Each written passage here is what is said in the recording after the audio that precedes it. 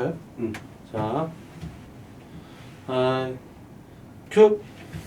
안녕하세요. 반갑습니다. 저는 여러분들과 함께 레빗 아키텍처 입문 교과서를 가르칠 강사 원호식입니다. 반갑습니다. 자, 이 분위기 옳지 않아요. 여러분들 온라인에서 지금 BIM 배우고자 이 자리에 오시게 되셨는데 설렘 반, 기대 반, 불안 반 뭐 이래 갖고 사실 분위기가 딱딱해지셨을 것 같아요. 근데 저는요 교육 자체가 말랑말랑한 교육을 지향합니다. 그래서 여러분들과 함께 앞으로 교육을 진행하면서 재미있게 최대한 재미있게 또 오프라인처럼 이렇게 강의를 컨셉을 잡았고요. 일단 제 소개부터 할게요. 저는요 빔케어 교육연구소 우리 빔케어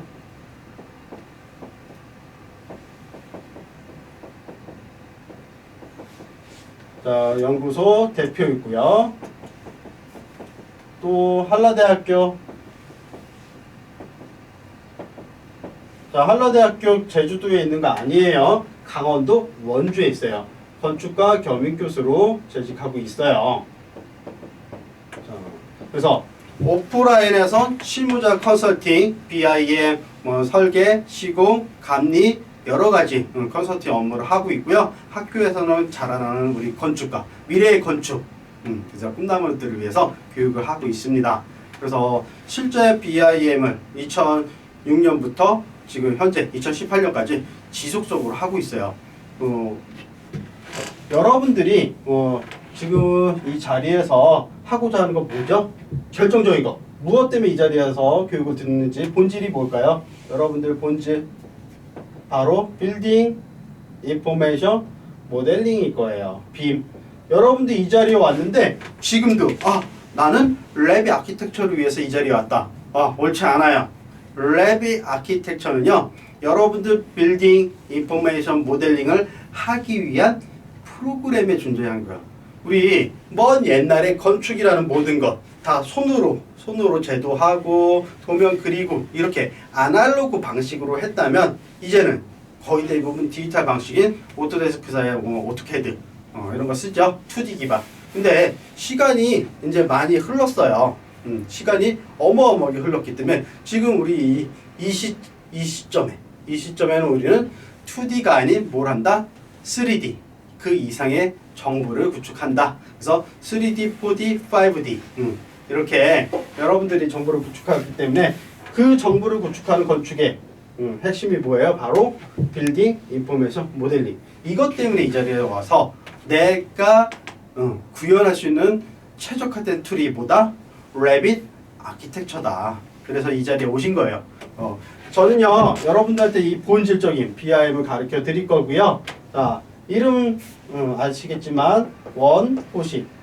자, 여러분들 이름을 막 부르면 안 되니까 여기다가 교수 이런 거 옳지 않아요. 그냥 저는요 여러분들이 원쌤 그냥 쌤이라고만 해주시면 될 것 같아요. 그냥 그래야지 우리가 쉽게 친해질 수가 있어요. 사실 그래요. 지금 저는 여러분들 볼 수가 없지만 여러분들은 저를 볼 수가 있을 거예요. 쉽게. 어디서? 네이버 유튜브, 페이스북 이런 데서 영상을 통해서 저를 알아보신 분들이 가끔 있는데 저 같은 경우에는 깜짝깜짝 놀랄 때도 있어요. 사실 저는 전혀 모르는 분이 다가와서 원쌤 하니까. 근데 사실 그런 것 같아요. 우리 건축 딱딱하잖아요. 딱딱하고 프로그램 배우는 데 있어서 굉장히 두렵고 뭔가 어려운 점이 있는데 이런 걸 빨리 벗어나야 돼요. 여러분들과 원쌤이 같이 호흡할 수 있는 그런 걸 환경을 만들기 위해서 그냥 여러분들은 원쌤. 그래서 우리 빔케어 교육연구소에 이렇게 강의를 듣다가 모르면 원쌤한테 질문을 넣으시면 끝. 그러면 이제 보자고요. 쌤이 BI의 본질에 대해서 좀 이야기를 한번 해볼게요. 빔, 너 뭐냐? What is BIM 해갖고 BIM 도대체 너 뭔데? 사실 우리나라의 2006년 이전부터 BIM의 개념이 미국에서부터 도입이 됐는데 많은 사람들이 관심을 갖지는 않았어요. 근데 요즘 들어와서 10년이 지났죠. 이제는 2018년 무술년인데 사실 원쌤의 이 강의도 벌써 몇 번째예요? 네, 세 번째 재촬영을 하고 있습니다. 벌써 시간이 이렇게 오래 흘렀다는 거예요. 국내에서도. 그래서 BIM 본질부터 알아보자고. 본질. 너 뭔데? 자, 쌤이요. 아주 오래전 이야기부터 한번 해볼게요. 우리 건축의 본질이나 빔 본질은 사실 같다고 보시면 되기 때문에 건축의 본질. 그래서 먼 옛날에, 아주 먼 옛날이에요. 옛날 아직 건축에 대한 정의가 다 안 됐어. 그래서 수학자가, 철학가가 딱 건축을 하는 이런 시대가 있었어요. 이런 시대에 건축을 한다는 거. 자, 한 사람의 머릿속의 생각, 아이디어라고 하죠. 이 머릿속에 이 생각이 정리되는 거야. 나타나는 거야. 밖으로 끄집어 나오는 거야. 그러기 위해서 우리는 표현을 해야 됐어요. 뭔가 얘를 표현을 해야 돼. 건축도 마찬가지. 사람의 머릿속에 있는 건축 디자인 정보를 끄집어 내야지만 실제로 건물을 짓는 행위를 할 수 있었던 거예요. 그래서 아주 먼 옛날은 사람이 우리 건축가죠. 사람의 머릿속에 정보, 자, 아이디어를 얘를 표현해야 돼. 표현. 얘를 표현하지 않으면 건물을 지을 수가 없어요. 그렇기 때문에 뭔가 표현을 해야 되는데 이 표현의 수단을 말이라는 언어, 의사소통을 선택을 했어. 말, 언어 중에 말. 우리 대화를 나누잖아요. 사람과 사람. 그래서 A라는 사람과 B라는 사람이 서로 대화를 나누기 위해서 자, 말로 주고받았어. 정보의 전달이었어요. 정보를 전달하는데 말로 하니까 어때요? 쉽고 빠르고 너무 좋아. 근데 이놈의 말이 갖고 있는 한계성이 있었어. 어떤 한계가 있죠?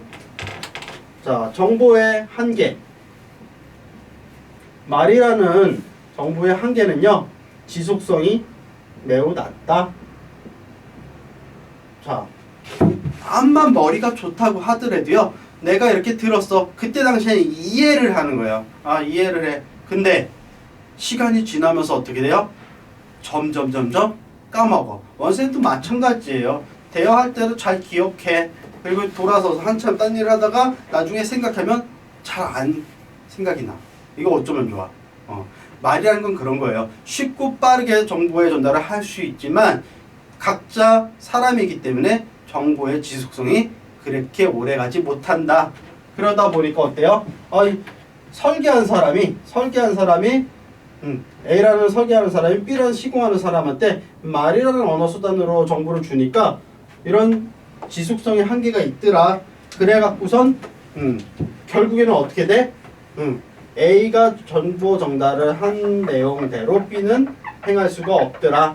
그러니까 어떻게 돼요? 결국에는 A라는 설계자와 B라는 시공자는 서로 대립관계가 되더라. 네가 그렇게 설명하지 않았냐? 나는 이렇게 설명을 했다. 둘은 갈등을 갖게 돼요. 그래서 설계와 시공에서는 아직까지도 그런 갈등이 남아있는 거죠.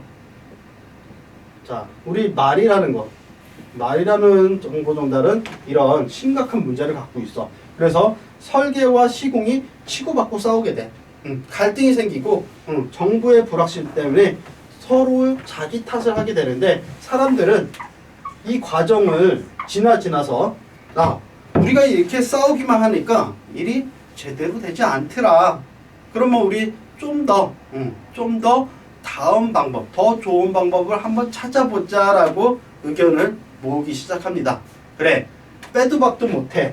말이라는 거 쓰니까. 그러니까 말로 했을 때 정보 지속력이 낮기 때문에 우리 이번에는 글이라는 걸 한번 써보자. 글, 텍스트. 자, 텍스트는요, 우리가 종이라는 도구에 글이라는 언어로 막 써. 이렇게 텍스트 정보를 써. 그러다 보니까 A가 전달하고자 하는 정보를 차곡차곡 해갖고 적을 수가 있어. 그래서 B는 그 문서를 보면 아 A가 이렇게 했구나 라고 알 수가 있는 거예요. 근데 글이라는 녀석은요 굉장히 애매해요. 사람마다 갖고 있는 생각이 다 다릅니다. 그래서 글은요 해석이 사람마다 달라.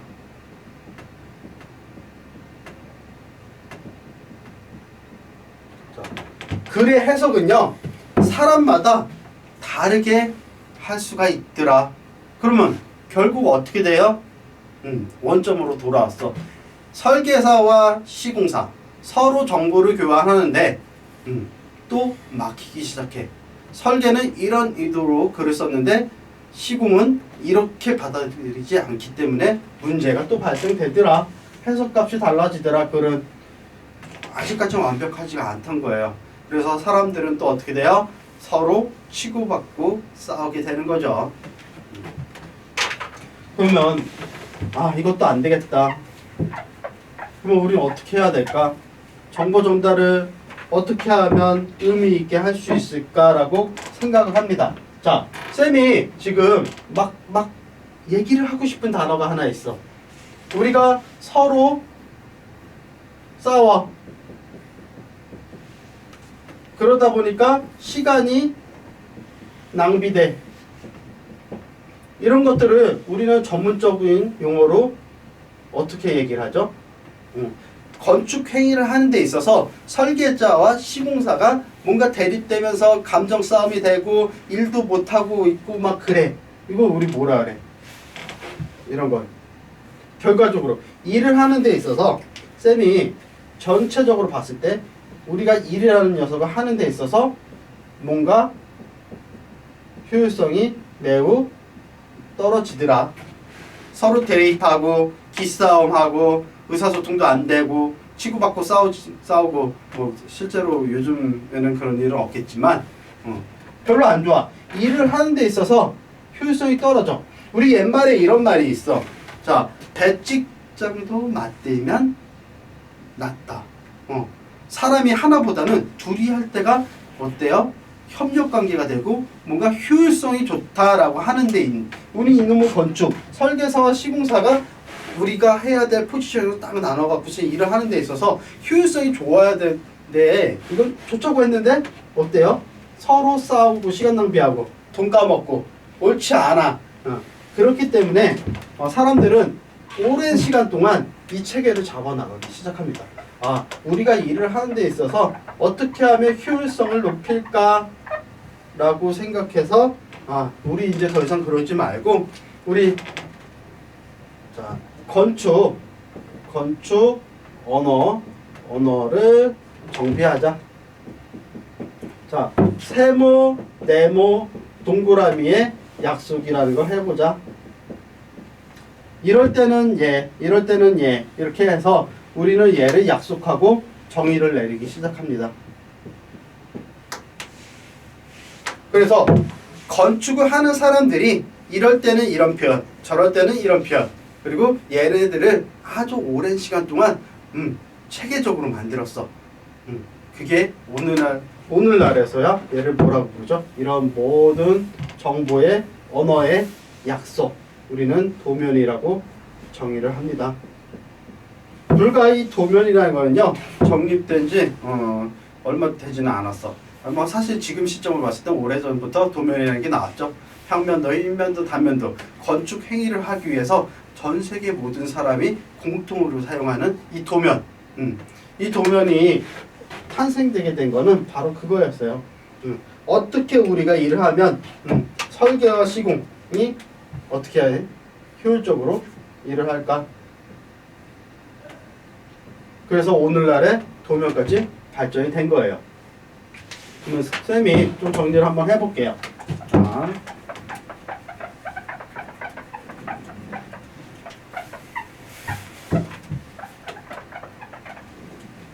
자, 사람의 머릿속에 있는 정보, 사람의 머릿속에 들어있는 정보. 자, 사람의 머릿속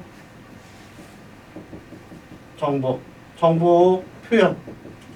표현을 극대화하기 위해서 말이라는 언어 수단을 사용하다가 얘 안 돼. 그래서 글이라는 거 쓰다가 안 돼. 그래서 우리는 어떻게 해요?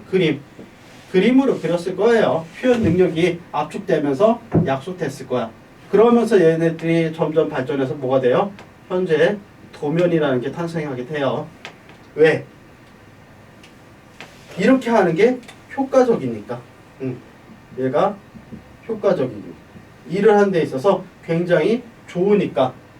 그래서 쌤이 기준을 나눠줬어요. 자, 우리가 이런 체계로 해서 오랜 시간 동안 정립을 했는데 1세대. 바로 이 1세대는요. 아날로그 세대야.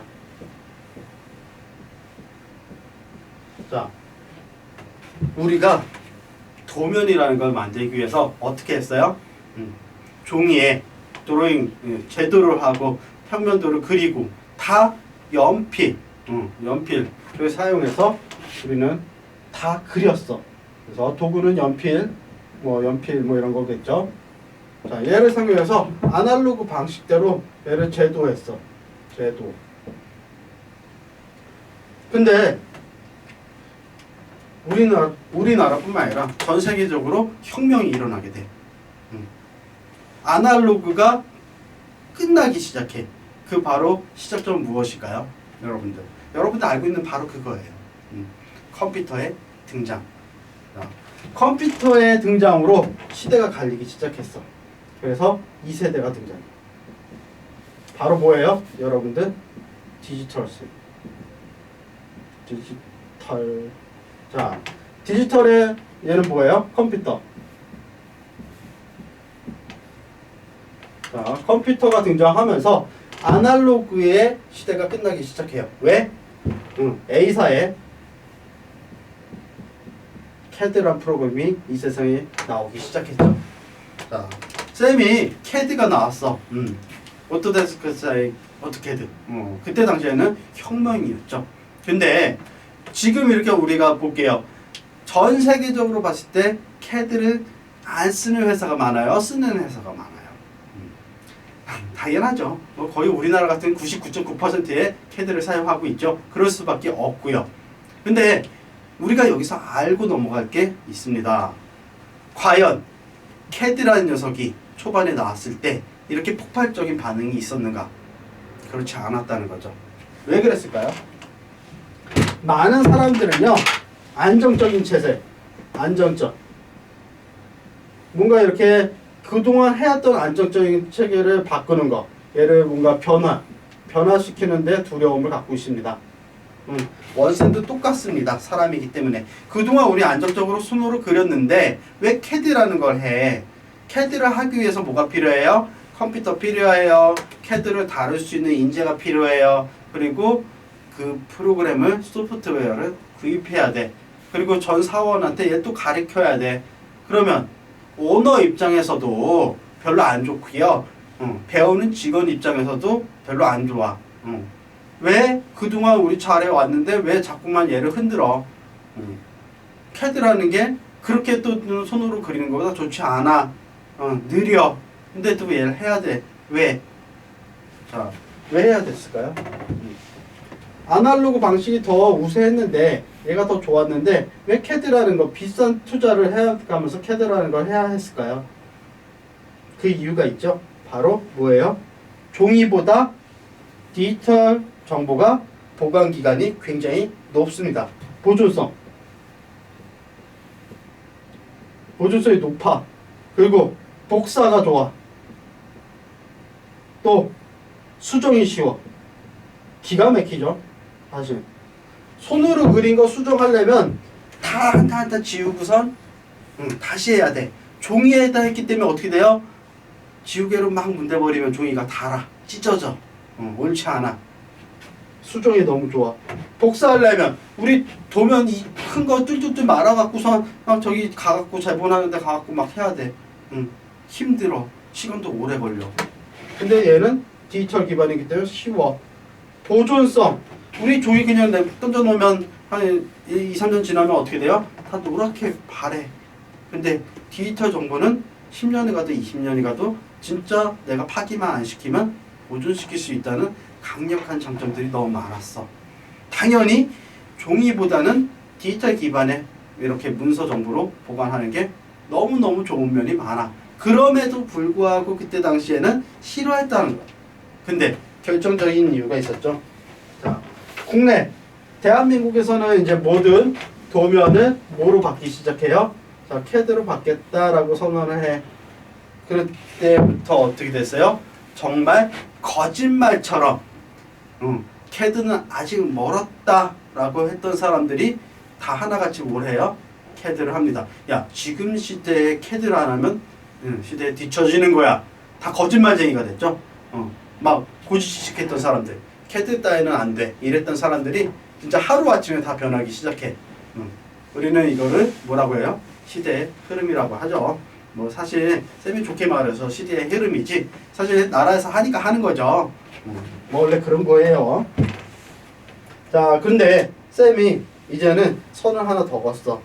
자, 3세대. 자, 우리는 지금 2세대에 걸쳐 있는 거예요. 3세대. 자, 그러면 디지털 기반인데 더 뭐가 있나? 있습니다. 여러분들 지금 뭐예요? 4차. 여러분들 요즘에 많이 듣죠? 4차 산업혁명, 4차 산업혁명의 주를 이루고 있는 게 뭐가 있어요? 여러분들 쉽게 접할 수 있었던 거, 드론, 그쵸? AI, 뭐 이런 것들이죠. 사물 인터넷. 자, 지금 우리가 접하는 이 시대는요, 모든 디지털 기반의 기계들이 네트워크화하는 클라우딩, 그리고 인공지능화되는 이런 시대에 우리는 살고 있습니다. 하다못해 세탁기에 CPU가 들어가는 그런 세대, 냉장고와 커뮤니케이션을 하는 그런 시대에 우리는 접목해서 살고 있습니다. 이게 바로 4차 산업혁명이에요. 자, 우리 이 시대에 살고 있어. 4차 산업혁명. 근데 되게 웃긴 게 뭔지 알아요? 우리가 4차 산업혁명, 건축, 4차 산업혁명에서 우리 건축의 미래는 과연 무엇일까? 무엇을 해야 우리 건축에서도 4차 산업혁명이 뭔가 큰 수혜를 받을 수 있을까? 많잖아요. 뭐 있어요? 3D 프린터가 진화돼. 건축용 3D 프린터. 그리고 건축을 우리가 건설업자들이 일을 하다 보면요, 다칠 수도 있고 현장에서 사고가 날 수 있어. 근데 뭐예요? 이제는 머신. 그러니까 여러분들 사람을 대신할 수 있는, 사람을 닮은 그런 머신들이 이제는 현장으로 나와서 일을 할 수 있는 인공지능화된 기계. 더 미래에는 사람을 대신할 수 있는 사람의 로봇도 나오겠죠. 아직은 뭐 그런 단계는 아니겠지만. 그래서 우리 건축의 4차 산업혁명 비전은 뭐가 극단적으로 얘기했을 때 3D 프린터, AI 장비, 뭐 이런 것들부터 시작해갖고 차후에는 어마어마하게 발전되겠죠. 근데 이런 것들을 컨트롤할 수 있는 것, 자, 컨트롤할 수 있는 것, 바로 빌딩 인포메이션 모델링이라는 거죠. BIM. 자, 그동안 우리는요, 정보들이 막 축적되고 있어. 빅데이터라는 말을 쓰고 있습니다. 우리 건설업에서도요, 우리 건축 산업에서도 빅데이터를 활용해서 무엇을 할 수 있다? 많은 설계 단계에서 정보를 활용해서 쓸 수 있고, 시공에서 활용해서 쓸 수 있고. 근데 여러분들 우리 건축의 꽃은 뭐예요? 설계 아니에요. 시공 아니에요. 뭐예요? 바로 건축물을 유지 관리할 수 있는 그런 큰 플랫폼이 필요하다는 거죠. 그래서 빌딩 인포메이션 모델링은요, 건축 정보 모델링, 모델링. 여러분들 모델링 그러니까 좀 그런데, 자 모델. 자, 이거 뭐예요? 모델. 우리가 얘를 모델이라는 한국어로 쓰니까 모델 같아. 그래서 얘는 이렇게 보시면 돼요. 객체화. 디지털 기반의 객체화. 디지털 기반의 객체화를 우리는 모델링, 객체화 시키는 거, 과정을 모델링이라고 하죠. 그래서 건축 정보 모델링은요, 우리가 건축의 모든 것을 모든 정보를 디지털 기반에 객체화시켜서 사전에 시공하기 전에 우리가 사전에 가상 공간에서 시공을 먼저 해보는 거야. 경험을 해보는 거야. 여러분들이 경험을 미리 배우고 경험을 한 다음에 실제 시공할 때 잘못된 부분을 다 어떻게 해요? 접목해서 시간 낭비하지 말고 서로 싸우지 말고 그대로 시공까지 하는 거야. 여기서 끝이 아니에요. 절대 아니에요. 자, 정보는요, 설계 단계 정보, 시공 단계의 정보들이 다 이렇게 합해집니다. 이렇게 다 합해져. 그래서 건축주한테 그 건물을 사용하는 사람들한테 앞으로 이 건물이 폐기되는 순간까지 사용돼야 될 플랫폼 정보를 주는 거예요. 그게 바로 유지 관리를 할 수 있는 BIM 정보라는 거죠. 그래서 우리 지금 이 시대 4차 산업혁명이 막 이렇게 높아지고 관심이 갖고 있는 시대 3세대 건축은 바로 빌딩 인포메이션 모델링, 얘를 구현하는, 정보를 구현하는 그런 세대라는 거죠.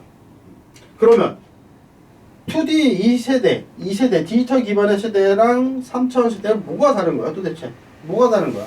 자, 다르죠. 자, 우리가 1세대나 2세대는요 똑같아요. 2차원적인 정보를 구축하는데 관점 포인트를 줬어. 2차원 정보, 2차원.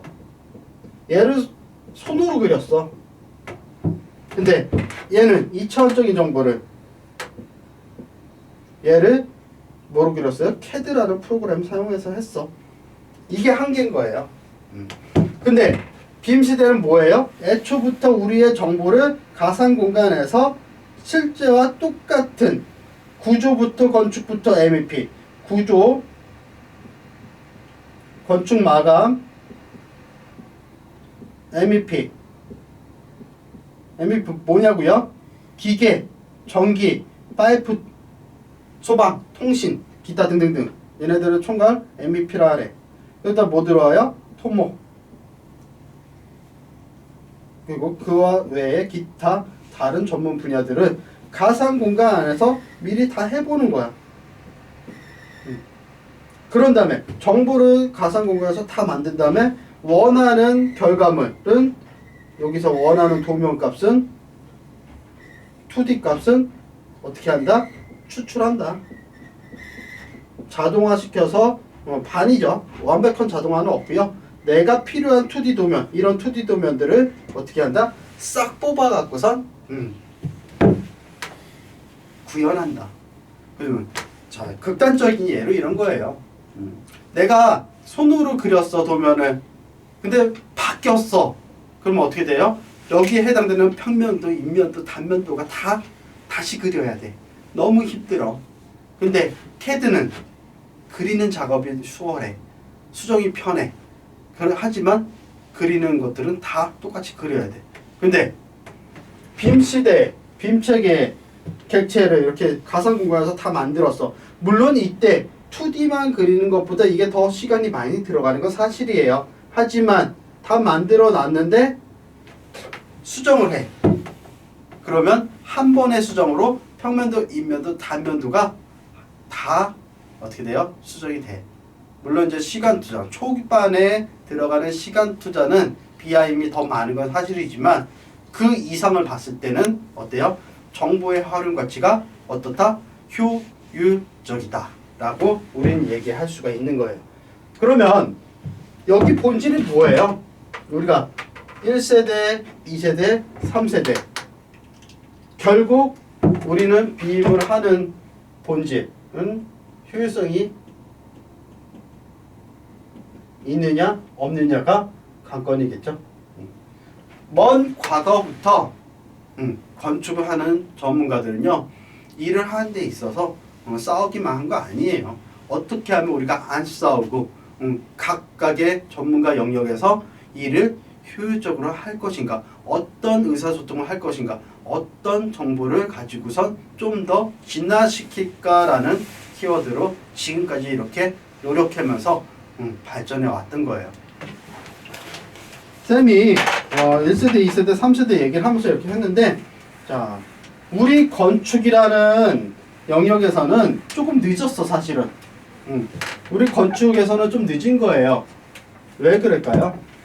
벌써 BIM과 같은 이론은요, 80년대 이전부터 다 있었던 거야. 근데 우리 건축은 이제 10년 됐어. 왜 그럴까요?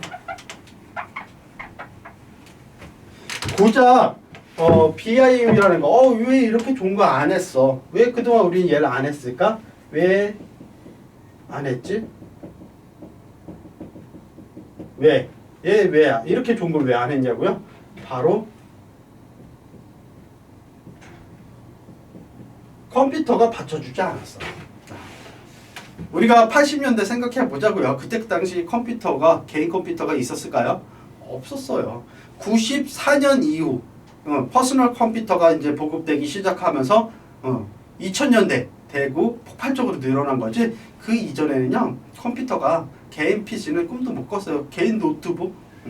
하지만 요즘에는요, 개인 컴퓨터, 노트북 다 갖고 있죠. 장비, 컴퓨터의 보급률, 그리고 컴퓨터의 속도, 이런 것들이 이제 어마어마하게 높아졌어. 불과 20년 전만 해도 컴퓨터 그렇게 좋지 않았습니다. 요즘 컴퓨터에 비해서 그냥 후졌어. 지금 흔히 말하는 말로는 별로 좋지 않았다는 거. 근데 자, 우리 건축은요, 제품이 아니에요. 쌤이 들고 있는 이 마카보드 펜, 이런 거는요, 기계 분야에서 요거 하나 폼 선용해갖고 공장에서 수만 개 찍어내면 많이 팔 수 있어. 근데 우리 건축은요, 그렇지 못해. 우리 건축은요, 땅덩어리 건축을 행위를 할 수 있는 대지라는 땅덩어리에 법규에 따라서 건물을 지을 수 있는 모양이 다 달라져. 그래서 하나 제품 찍어갖고서 다 만들 수 있는 그런 게 아니야. 그래서 한 개의 작품만을 위해서 해야 돼. 그러니까 우리는 여기서 뭐가 나와요? 우리 건축은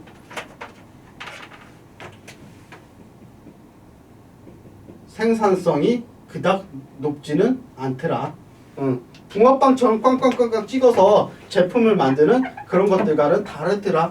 그렇기 때문에 BIM 개념을 도입을 할 수가 없었어. 컴퓨터의 한계로. 지금이야 여러분들이 컴퓨터가 성능이 좋아서 CG 작업이나 이런 것들이 뭐 쉽게 되지만 불과 10 몇 년 전에는 CG도 어려웠어요.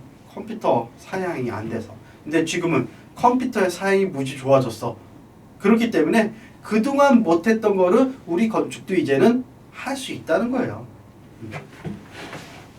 쌤이 이렇게 얘기를 했는데요. 그러면 효율성과 생산성이라는 게 있었어. 정리를 한번 해볼게요. 그러면 빔은 뭐냐? 이 빌딩, 여러분들 다 알 거예요. 건축.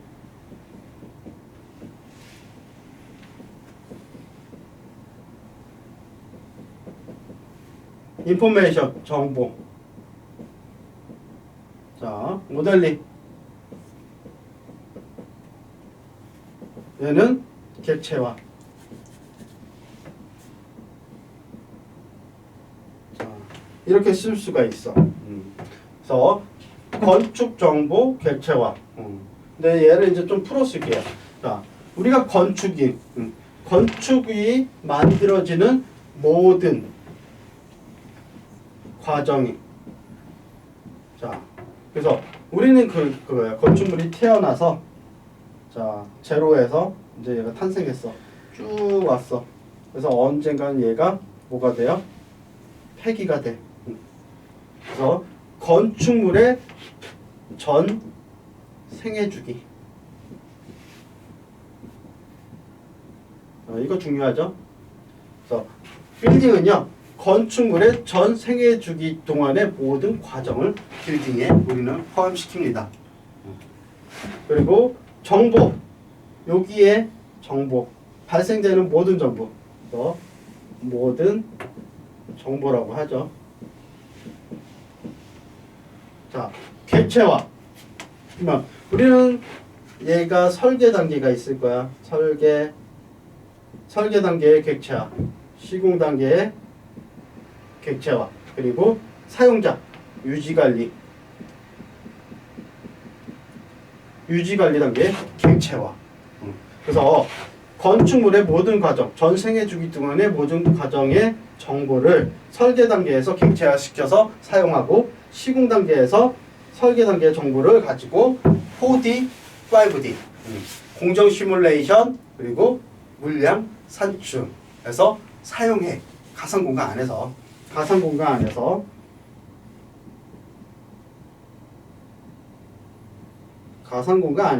내가 검토를 해보니까 잘못됐어. 그럼 고쳐, 수정해. 설계 오류를 수정한 다음에 실제 시공할 때 잘못된 정보 없이 우리는 완벽하게 건설을 하는 거예요. 그런 다음에 그 정보를 한 군데 모아서 유지관리 단계까지 사용해서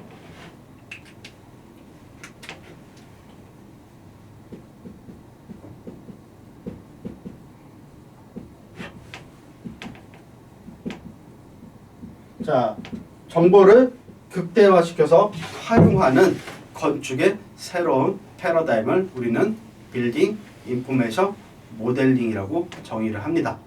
뭐 되게 복잡한 것 같아. 건축 정보 모델링이 숨어있는 뜻이 어마어마한 것 같아요.